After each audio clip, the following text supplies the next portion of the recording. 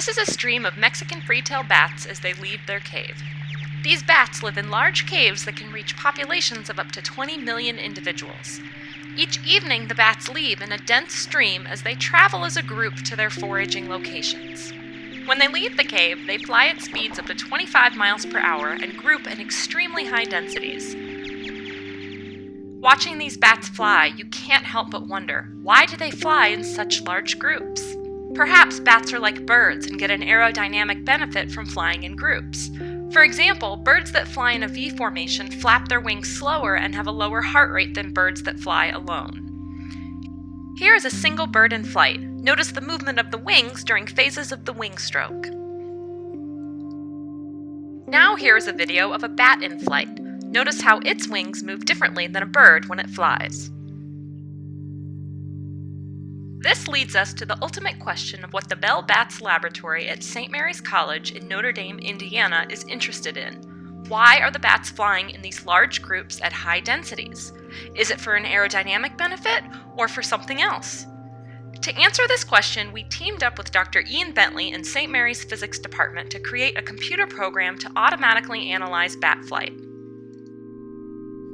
In this video, we're showing an upward view of bats in flight in slow motion.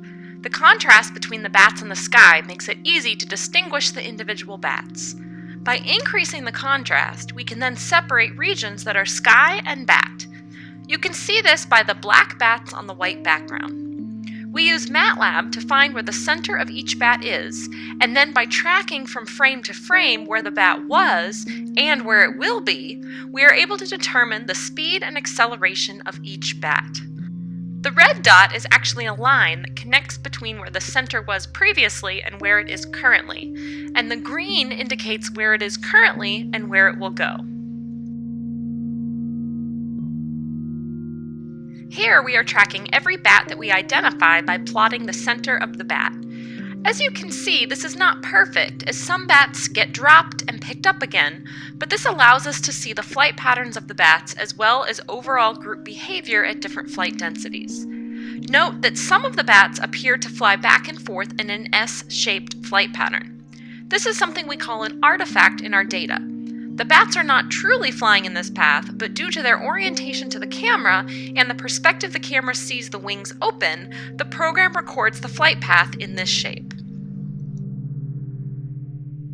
Now, let's look at some of the measurements we can pull out from individual bats with our program.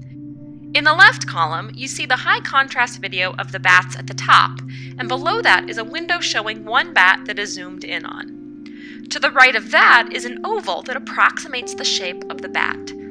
Above that oval is a plot of half of the smallest side of the oval. From this, we can see when the bat has its wings stretched out, which results in a low value, or when the wings are up, which results in a high value. By plotting this, we can figure out the frequency of how a bat beats its wings. In this picture, for example, the bat beats its wings 10 times per second. In summary, with our program, we can pull out bat flight measurements such as the speed, acceleration, clustering behavior, and frequency of wing flapping.